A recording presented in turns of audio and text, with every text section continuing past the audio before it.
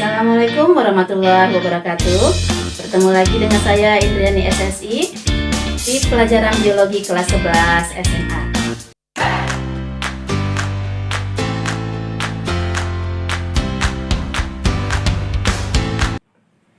Materi kita kali ini yang akan kita pelajari adalah sistem pernafasan pada manusia. Anak-anak ibu coba tarik nafasnya, hembuskan. Tarik nafasnya lagi, hembuskan.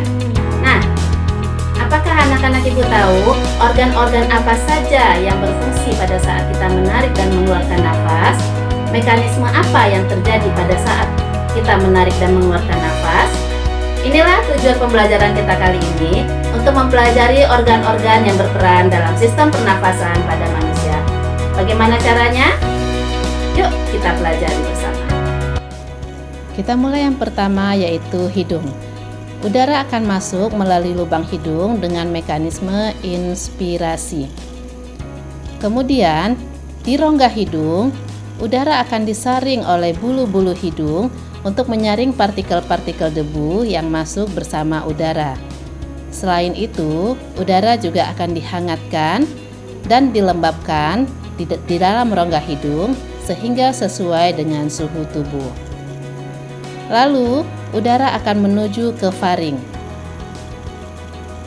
Faring merupakan persilangan tempat jalur udara dan makanan bertemu.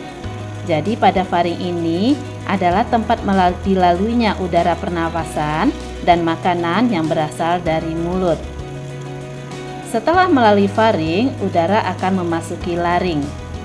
Di belakang lidah dan di depan laring terdapat epiglotis yang berfungsi mengatur masuknya udara dan makanan ke salurannya masing-masing.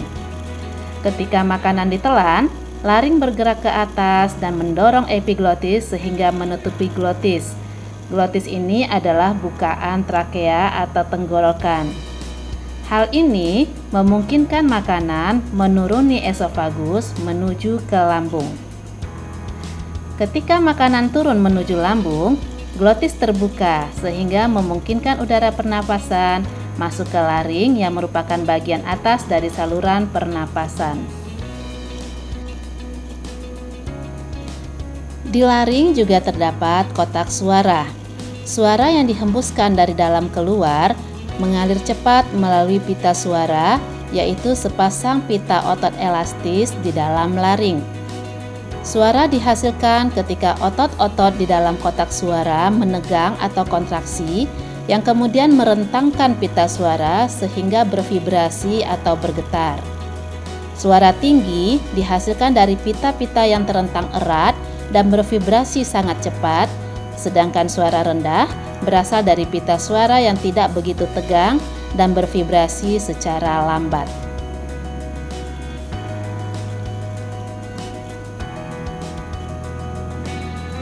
Dari laring, udara masuk ke dalam trakea.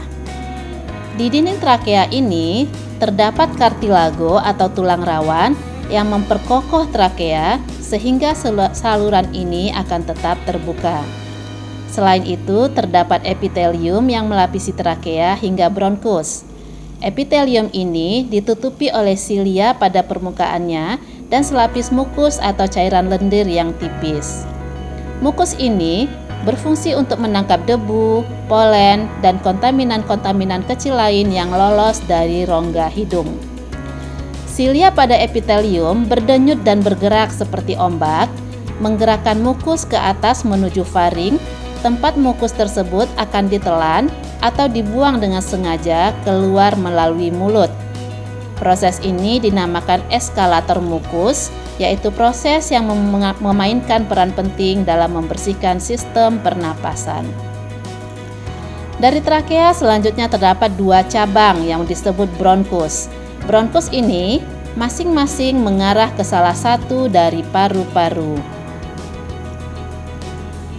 Bronkus bercabang-cabang lagi di dalam paru-paru menjadi saluran-saluran kecil yang disebut bronkiolus.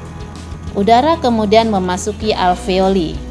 Kumpulan dari alveoli disebut dengan alveolus yang merupakan kantung udara di ujung bronkiolus. Oksigen dari udara yang memasuki alveoli akan terlarut di dalam selaput lembab yang melapisi permukaan dalam alveoli dan kemudian akan berdifusi dengan cepat melintasi epitelium ke dalam kapiler darah yang mengelilingi setiap alveoli. Sedangkan dalam arah yang berlawanan, karbon dioksida berdifusi dari kapiler darah melintasi epitelium alveoli dan menuju ke rongga udara untuk dikeluarkan keluar tubuh melalui mekanisme ekspirasi. Demikianlah pembelajaran kita kali ini tentang sistem pernafasan pada manusia. Semoga bermanfaat dan anak-anak ibu dapat memahaminya. Assalamualaikum warahmatullahi wabarakatuh.